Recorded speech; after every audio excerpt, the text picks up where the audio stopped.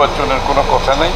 আর এত বড় একটা পরিবর্তনের কথা যারা বলছে, এটা আগামী সংসদ ছাড়া কেউ করতে পারবে না। আপনাদের মনে আছে আমরা যখন প্রেসিডেন্সিয়াল টাইপ থেকে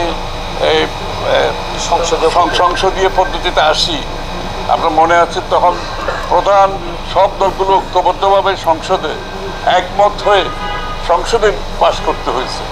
সুতরাং এটাও যদি কোনো দলের ইচ্ছা থাকে, সেটা আমরা তাদের ওপিনিয়ন, তাদের মতামতের প্রতি শ্রদ্ধা রেখেই বলছি।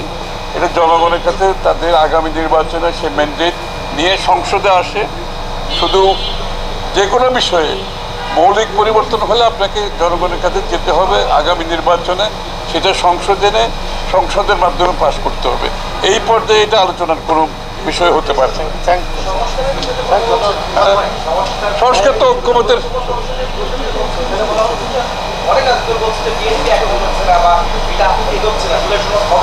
আরে বিএনপি কোথায় কোথায় ঐক্যমত হচ্ছে ইতিমধ্যে তো বলাই হয়েছে সবগুলো, এবং এগুলো তো বিএনপিরই প্রস্তাব। আপনি 2 কক্ষ বিশিষ্ট সংসদ এবং 2বারের বেশি প্রধানমন্ত্রী থাকবেন, এগুলো তো বিএনপিরই প্রস্তাব।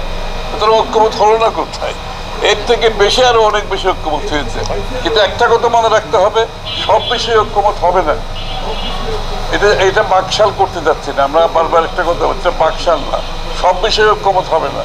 যে বিষয়গুলোতে ঐক্যমত হবে সেইগুলো আমরা, সেই সংস্কারগুলোকে আমরা এখন ঐক্যমতের মাধ্যমে, এবং এর বাইরে যেটা থাকবে প্রত্যেকটি দল জনগণের কাছে গিয়ে মতামতের মাধ্যমে করতে হবে। ঠিক আছে, থ্যাংক ইউ।